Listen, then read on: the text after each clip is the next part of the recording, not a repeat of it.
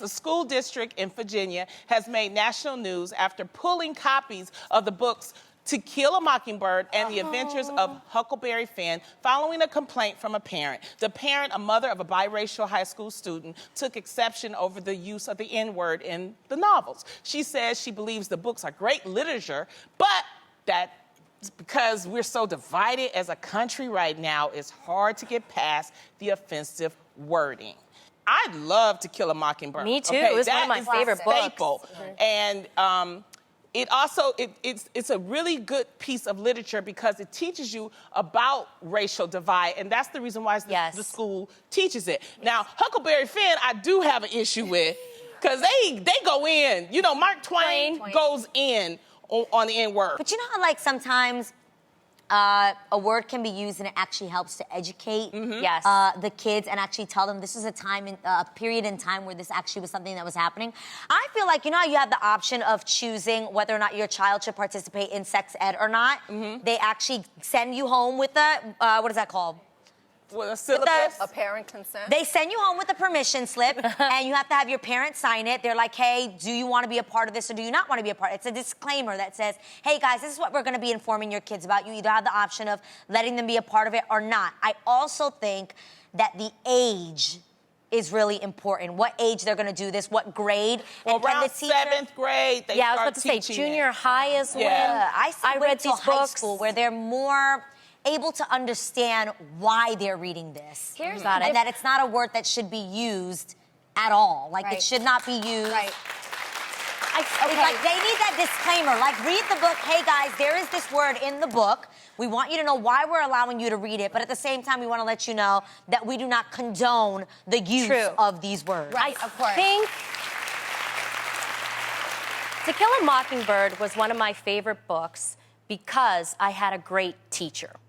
I learned about the book in junior high, and the importance about these books is that they portray the unwritten truths of the time back then. American history. Yes, and I think that you can't censor that. You can't forget that. You can learn from it, and you can teach it, because once you learn and teach history, you probably would never repeat history again, because sometimes history can repeat itself. And it's the teacher's responsibility to have an open discussion about this book. This book was about racial injustice. And they can learn a lot from that book and apply it to now, because the social statement of this book is that you should have courage to fight for the right thing, even though you may not win. And that's what that book was about. The lawyer didn't win, but he fought for what he thought was right. Well, Huckleberry Finn, he goes in a lot. I mean, Huckleberry Finn is a little bit different, but To Kill a Mockingbird, I don't know. Explaining that, children need to understand that they shouldn't just be reading this and seeing the N-word everywhere and thinking, oh, my teachers let me read books with it. No, but the teacher, go ahead. Okay, so for someone like me, when I read the book, an amazing novel that everybody should read, at the same time, that word was excessively used. And being from the Bay, I'm not black, but everybody else who felt the right to use it used it real casually, calling each other that as friends. So here I am reading a book that I know, obviously, that it's not appropriate. And then I see how people normally just casually use it here. Today, like to say, what up to my friend?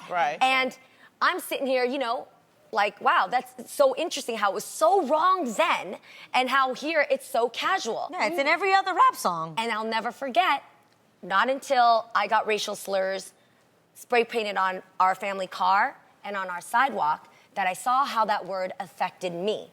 And to this day, because of that experience, I don't care how normal it becomes, I don't care what person says, it just means it's my friend, I personally will never be able to use that word because I don't want history to continue from where it started. Repeat itself. So what I want to say is you got to make your own decision. If you hide that, you don't see, kids don't get to see how normal it was back then. Kids don't get to recognize the separated fountains and the people sitting in the back of the bus. Like, they don't get that. So I think it's kind of weird to me that it's so normal back then as it was today that people have made it, but I'm not judging them. I just But do it was myself. also the actions in the book that is what the teachable moment is. It's not necessarily the N-word. It's more of what were the actions that was leading up to it. And it didn't really condone the word. No. They were just kind of just But that's expressing how the language was that's back how then. white people Yeah, spoke to black people, and that's how they described them. Of course. And this is the thing though. There's censorship that's happening, and that's what the concern is. Is this censorship? Because it's not only with this book. There are other types of book, like Maya Angelou's. I Know Why the Caged Bird Sings. There is concern about the sexual nature. Mm-hmm. People are now having concerns about the Bible and maybe putting that out. So, we have to decide. You can't pull out the Bible. Yeah. Well, people there have been there are books, there's this list Guys, of books get that the NIV. It's a little easier to understand. New international version, folks. Crazy.